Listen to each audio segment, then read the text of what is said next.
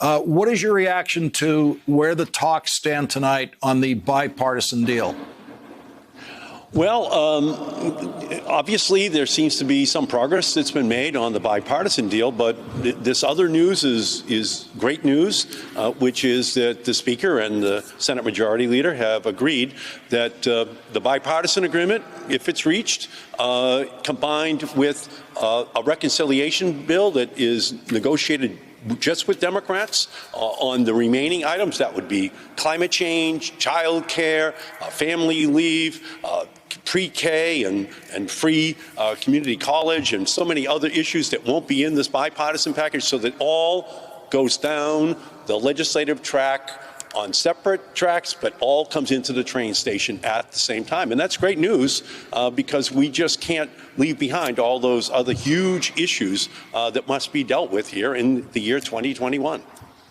Well, I mean, not to get too technical, but it is impossible for those two bills to come into the train station, if it's the Senate floor, at the same time. One will have to be voted on before the other. What I don't understand about this, Senator, is why the Republicans would join the bipartisan bill, knowing that you're going to do an additional bill that includes elements they're opposed to. Why would they let you get this done by participating in half of it with you?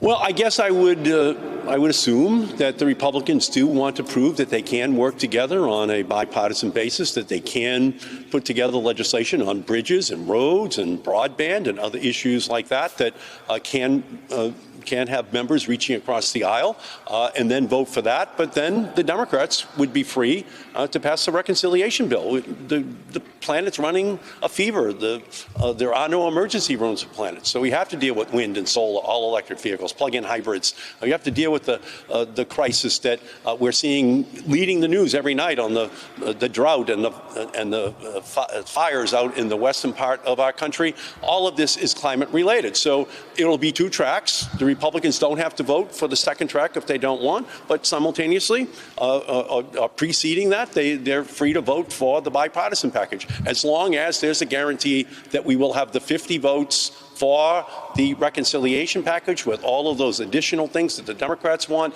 and that Kamala Harris can break the tie and ensure that that also becomes the law of the land.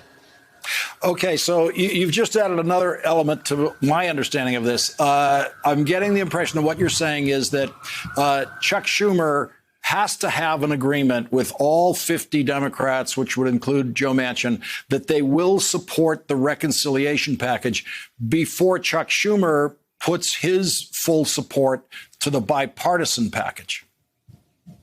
Yes, I would say that that's accurate, but I would also say the same thing is true for House Democrats. I don't think they're going to be passing out a bipartisan package if they're not sure that the votes are going to be there in the Senate as well. So, yes, I think we have these almost unbreakable guarantees that will be put in place that guarantee that ultimately both of these packages do pass and that the votes are there for both of them. And we have a huge, big, bold Joe Biden jobs and family plan that ultimately is put on the desk in the White House for his signature. And what do you anticipate on the Democrats only bill?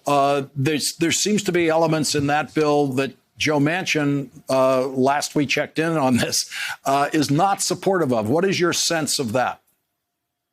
Well, obviously, we're going to be trying to work very closely with Joe Manchin and Kyrsten Sinema and all of the Democrats to put together a package which can, in fact, get those 50 votes so that Kamala Harris can break the tie. So I'm optimistic that we can accomplish that goal. Unfortunately, I do feel that we won't be able to get much, if any, Republican support. But I do feel that if we negotiate in good faith with Joe Manchin, that we can reach an agreement that will make it possible for us to pass a reconciliation bill that's big and a bipartisan bill at the same time. So as of tonight, there are 11 Republicans in the bipartisan deal. If you lose two of them between now and voting time, that deal goes down, that collapses. the Republican leader of the Senate, Donald Trump, will surely have something to say about and to those 11 Republican senators to try to knock at least 2 of them off that bill. We're a long way from the train station, if that's what you're saying. Yeah, Donald Trump is still the most powerful force in the Republican Party. He has a lot of sway. It's hard for Democrats to fully understand the extent to which that controls their agenda, but it's real. And if that bipartisan deal breaks down, then, of course, we're still left with the option of moving on reconciliation with only a 50-vote Democratic unity coalition, which is put together in order to pass all of the parts of this legislation.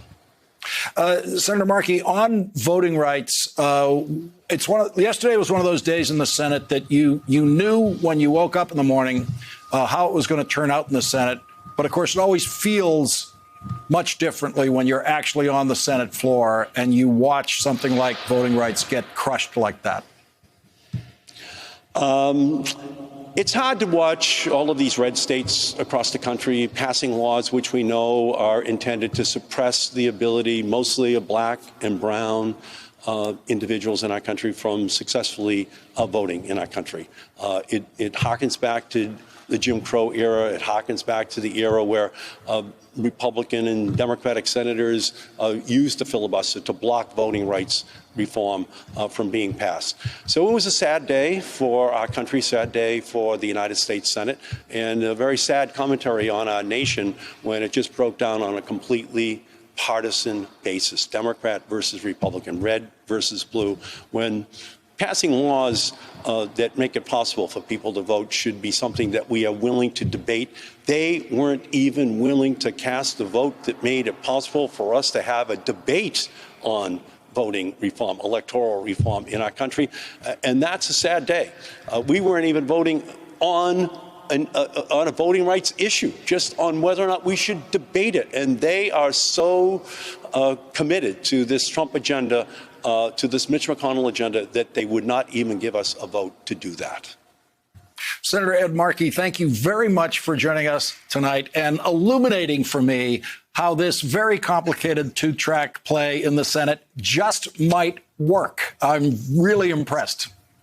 Unprecedented solutions to an unprecedented time that we live in.